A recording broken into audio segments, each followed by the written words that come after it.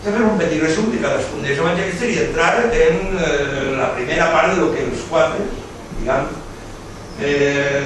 cronològicament se situaria, seria el principi anterior inclús al naixement de Jesús. Ara ho veurem. Marc és el primer. En general, aquests noms de Marc, Mateu, Lluc o Joan no sabem a quins personatges corresponen, ni tan sols si corresponen a un només. Són anònims, en el fons. O són pseudònims d'algú. I es pot dir, este és possible que fora este altre personatge que s'anomena en tal altre lloc. Però primera cosa complicada, no sabem de qui estem parlant. Tenen noms, però no sabem a quina persona correspon ni què va fer. Per tant, el que sol passar és que després comencen a inventar-se coses de la seva vida, i que ara va per aquí, que ara va per allà, i el van matar, però per què? Perquè tantes coses estan indefinits, són perfils indefinits.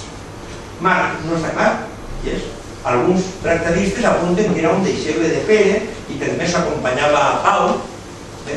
A més, a més del símbol, ja hem vist el lleó, moltes voltes se veu una ploma d'escriure, i veieu el lleó ahí darrere, veieu? Hi ha un lleó darrere, veieu? Veieu un lleó i diu ja, immediatament, Marc. Marc, com que s'ha de veure el patró de Venècia, ja sabeu Sant Marc, ja ho veureu, el lobo i el lleó. Que hi havien anat a Constantinoble, després a Alexandria, havien furtat els restes presumptes de Marc, l'havien portat a Venècia i aquí era el gran protector, etc. I si uno va a Venècia, ple de lleons amables. I sobretot de la viatges a Marc, la casa a Marc. La casa a Marc és este.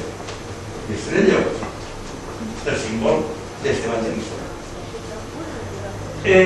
La festivitat del 25 d'abril, per si algú sabeu, probablement este evangeli se suposa que és el més antic, per això ha començat per Marc. Per què hi ha certes seguretats en la datació? Moltes raons, que els lingüistes, s'haurien explicat moltíssim millor que jo, però hi ha alguna històrica que sí que és, diguem, que marca. I és que l'any 70, després de Crist, els jueus han fet una rebel·lió contra els romans i els romans, després d'una guerra cruenta, a més no poder, aconsegueixen destruir el temple de Jerusalem. Prenen Jerusalem i se'l carreguen i ja no deixen pràcticament pedra sobre pedra. Queda el mur de les lamentacions, però s'ho arrasa. Per tant, és un cop brutal per a la societat jueva, per a la religió, per als que creien en això, s'ha caigut el món. Per tant, el fet que algú parle de que el temple ha estat destruït o de que va ser destruït i ho dona, diguem, d'una manera que està escrita, que diu que ja sap que ha sigut destruït i ho faré passar per profecia, doncs diu que l'any 70 després de Crist és una marca. Si uno ni se le ocurre que el temple se puga ser destruït, que també serà una mena de fortaleza pràcticament inespugnable. És que, vamos, li va costar al millor general que tenien els romans, que era Vespasià, i després el seu fill Titus, és que allò era que pensaven en moments que no podien en això. Era tremendo la fortalesa del temple i la profecitat del temple. Per tant, la caiguda de Jerusalem i del temple és un cataclisme. Un tractadista no pot deixar de parlar d'això. Com un dia, cada 2 per 3 queixen de l'11S o l'11M, quan parlem de la història política o d'atemptats, que són marques. Si uno, quan està fent la història, quan els fets més importants no anomena l'11S, probablement és que el seu escrit era anterior, i si el nomena és posterior. Per tant, hi ha alguns evangelis del de Sant Marc, és que no li passa ni pel cap que hi hagi possibilitat de que destruïsca el temple. En situa abans del 70. En els altres ja parla del temple de destrucció després del 70. Una manera. Hi ha moltes més, però aquesta, diguem, és fàcil. Aquí dirigeix Marc el seu evangeli.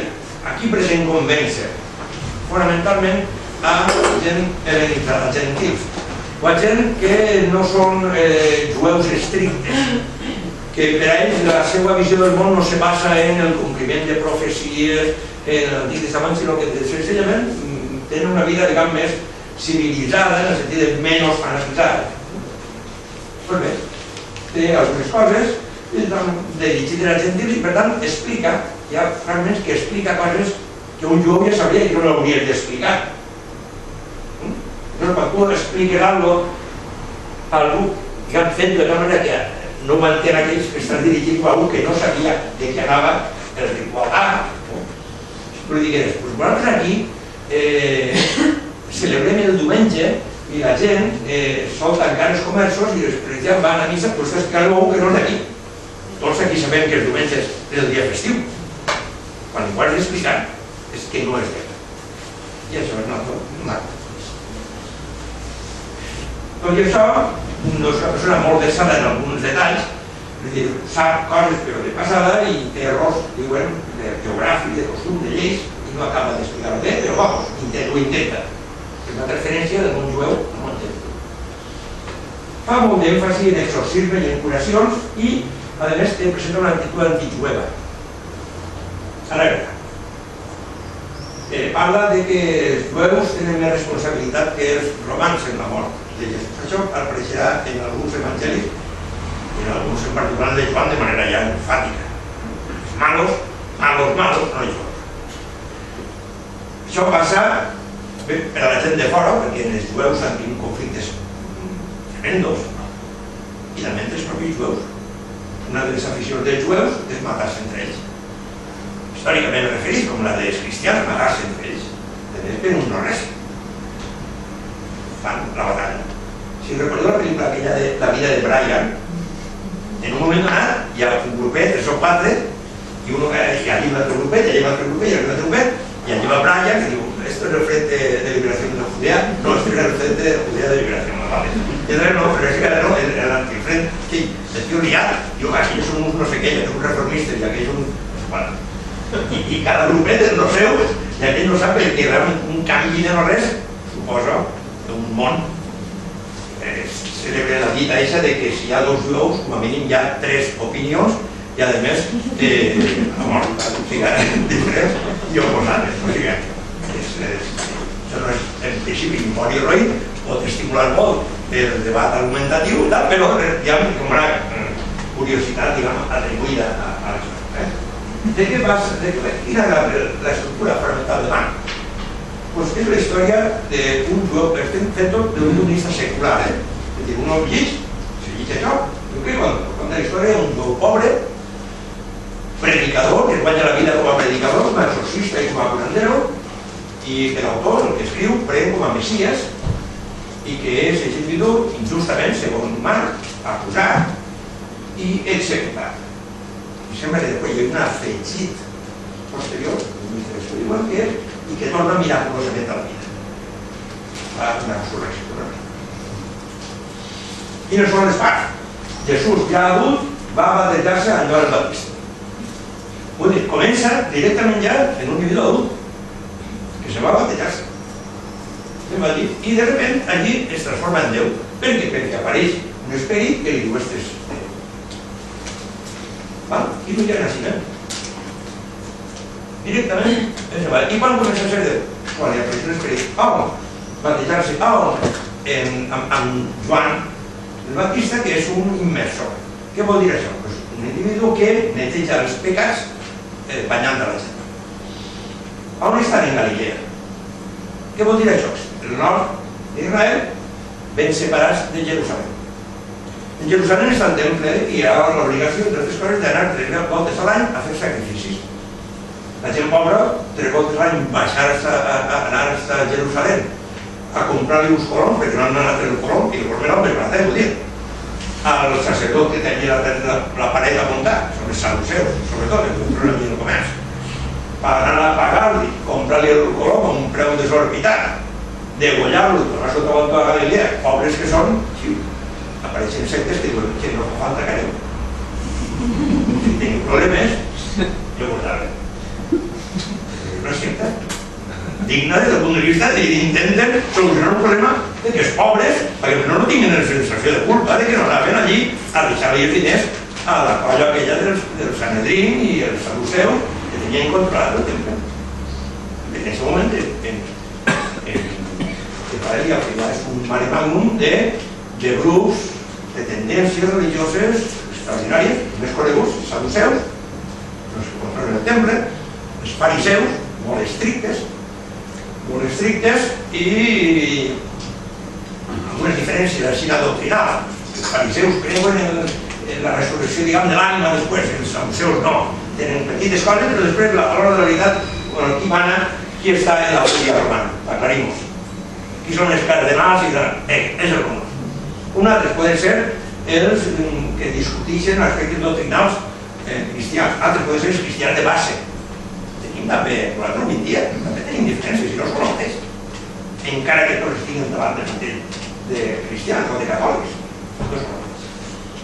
I després hi havia una sèrie de grups jueus radicals, extraordinàriament, diguem, violents, que eren sobretot els celotes i els sicaris.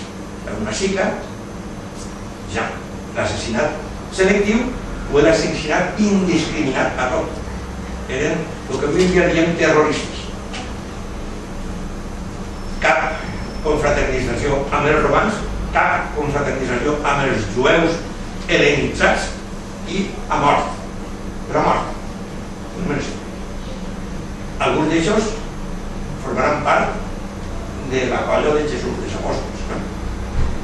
Judes Iscariotes, Sicariotes, que porta la sica. Simón el celote, un celote. Joan i Jaume, Boaneires, fills del tron, probablement són els més radicals, però ho dir. Són grups actius, religiosament, diguem, diferents. La qüestió, que un dels grups, el Batista, té l'avantatge de que molta gent va allí perquè diu, mira, no em fa que vaig a Jerusalem, em banya, mira què. Jesús se'n va allí. Després predica en Galilea, en el Evangeli de Marc, se'n va a Jerusalem i allí l'acusen, fan batir i el maten. I després apareix un afegit, lingüísticament tan diferent, que diu, i ressuscita. I ascendix al cel. Ahí està. Tenim en compte que la major part de les coses que nosaltres ens han ensenyat i que hem cregut, o que creiem, són un conveni, diguem, tot junt. És com si ho tinguin separat. I a més, seleccionem unes coses no unes altres. Ja veiem en la primera part que va veure, la de l'Antic Testament, com per exemple, en el Gènesis 1 parla de 7 dies per a fer el món. En el Gènesis 2 parla de 2 dies. Entonces queda una història del cert, però després agarrem lo de la costella de l'altre, mentre que un ja així directament de l'home i la dona, l'altre és igual, no passa res. És un conjunt de llibres, cadascun, com per escriure com una cosa, com històries, són coses agarrades d'uns d'uns altres. No les hem posat en conflicte intel·lectual. Mateu, Matai, qui és Mateu? Sempre, el que va dir Aristóteles m'ho dient, dins dels evangelistes havia dos que eren apòstols, Mateu i Joan, i altres dos que eren deixebles, posteriors, però no està tan clar. No està tan clar que Mateu siga apòstol, el Mateu evangelista siga el mateix que el Mateu apòstol. No està tan clar. En tot cas, qui és? Probablement un publicat. Què vol dir un publicat?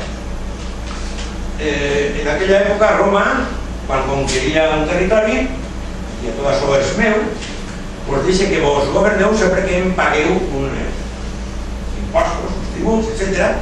I per a garantir que em pagueu, enviaré allí unes companyies, diguem, especialitzades en fer extracció d'impostos. Tu tens aquesta companyia, una companyia, i te diu, mira, jo vull que es traure els impostos de Lícia, o de Cària, o de l'Espont, o de Judea. Es fa una subhasta en Roma i uno diu, jo m'encarregue del restaurant. Entre ells competeixen i qui s'endú ja té tota la de la llei per anar i extorsionar, amenaçar, llevar, furtar, el que siga, de la seva zona. Això es diuen publicans. Els publicans eren els que feien això. Els robots tenien el capitalista o capitalista, el que havia arriscat els diners, tenia la gent, tenia colles de matons, tenia el respaldo legal romà, i anaven a una aldea o una espècie, sí, que m'ha de donar tant, que no, pagar. O que s'ha de passar per el pont este o per este camí, que pot haver allí, el trànsit, cobre tant. Això és el que hi ha. Però hi ha un Mateu que apareix ahí que diu que era un publicat, que es cobrava peatge. Jo que estava avorrit d'estar allí, en el desert, que te pego, les mosques, el sol, no sé què, vas a Jesús i diu, què te ves? Diu, pues ara me'n vas, deixa-t'ho això. Així de tal part. I bueno, diu així, no m'ho estigui inventant. Va passar allí, si li diu, sí, també, no sé, Rusita ve allí, i diu, sí, me'n vaig, yes. En tot cas, el publicat que estava allí cobrant peatges i tot això, és el patró dels albaneros, dels brokers, dels guàrdies de seguretat, dels corredors de bolsa, dels recaptadors d'impostos, és el patró. El patró Mateu perquè explica això. També és que fem apuntes en l'art se sol representar escrivint un llibre, excepcionalment una espasa, una llança o unes balances de pesador, però sempre l'home a l'art. Aquí està l'home a l'art, i parla d'Inaldo, i aquell escrit de setembre. Després del temple, després de la destrucció del temple és el seu moment, és un evangeli, per tant, posterior de Marc. Alerta. Se nota en l'evangeli que es confronta molt amb els jueus, perquè hi ha disputes doctrinals de fons. Després de la destrucció per part dels romans del temple i tot això, han fet una persecució extraordinària, fortíssima, duríssima. No deixen títers con cabeza de tots aquells que s'han revelat, que encara siga després de malmassada i resisteixen, hi ha uns episodis, diguem, herois, en els que els jueus d'un dia continuen anant allà amb els llocs de peregrinatge, de l'heroïcitat del poble jueu, etc. Però bé, els romans, davant dels conflictes dels jueus, és que patien moltíssim, però després es retaven moltíssim. I erradiquen a moltíssims, per exemple, com se carreguen el temple, el negoci del temple se'n va a pique. Els saduceus, pràcticament, desapareixeran. Quedaran fariseus, però fariseus, diguem, són oposats d'alguna manera als cristians, als tots nous. Per tant, se clavarà molt amb els fariseus. Els eliminats, pràcticament tots, els sicaris, els celotes, al de huello, ni un. I tenim allí notes que hi ha confrontació amb el judaïsme supervivent. És un evangeli dirigit a jueus. Contínuament està dient, com diuen les profecies, es va complir tal qual. Ja sabem que l'Antic Testament per a dir. Per tant, ha passat o passarà el que diu l'Antic Testament. Per tant, és per a jueus, no a gentils. Quina és l'estructura? Comença dient genealogia de Jesús. Fill d'Abraham, fill de David, fill de l'Abraham. Ara després veurem algun petit problema amb això. Continuant el naixement, visita dels reis, Herodes, fugida a Egipte, xerrades posteriors, parlarem d'aixòs temes, predicació de Joan el Baptista, el baptisme i sermons i discursos. Allí, la inspiració de Sant Mateu, de Caravaggio, aniré posant obres d'art clàssiques perquè també, diguem, les recordem, quan veiem un individu que està escrivint i dalt hi ha un home inspirant-lo, doncs diem, Mateu. Són aquestes coses que, quan tu visites una església o un museu, a mi m'ha vingut molt bé saber això per a poder interpretar, perquè és que si no, vas allí i dius, que bonico, mira, el claroscuro, i no sé quant, mira que bé està el plec, vale, que és estupendo, és fantàstic, però de qui és? Pues Sant Soni d'Àvila, pues no és Sant Soni d'Àvila, per Déu, no sé si és Sant Soni d'Àvila, no? Però això és la... Lluc, Montevote nos volem representar com a pintor de la Mare de Déu, que apareix com la tira de Pàtros. Aquí està el Gerchino, que el Gerchino és una forma italiana, que ha un mal nom, que el Gercho és l'estravi, que té la mirada un poquet doblada, del xino. O Picelli, que és un pare feu o pitjor, són aquestes coses que teníem en la pintura italiana del Renaixement, era molt freqüent nomenar en funció d'alguna característica del xino. Lluc, també, qui és Lluc? Ni idea. No és que diria jo, que sembla que no tenen ni idea. que era un tal Teòfil, a lo millor, no dir amic de Déu, no, però no plantejar per poder gravar. Amic de Déu, però que és un pseudònim, total, també, com sempre, definició. Patró dels pintors, dels metges i dels cirurgians, que era metge, que tenia relació amb la medicina, que cosa, és el més extens. Autor també dels Fets dels Apòstols, manera d'escriure i tales, i té un caràcter històric, més que apologètic o de convertir o de tal. Original probablement a l'element arameu, després passarà a grec, pretén ser històric, de fet, ell mateix diu: he investigat la vida d'aquest tal Jesús i vaig a contar-vos dogmàtic. Més o menys insinua que va conèixer a Maria, la mare de Jesús, i que aquella li va contar coses. I de fet, parla de moments anteriors al naixement de Jesús, sobretot.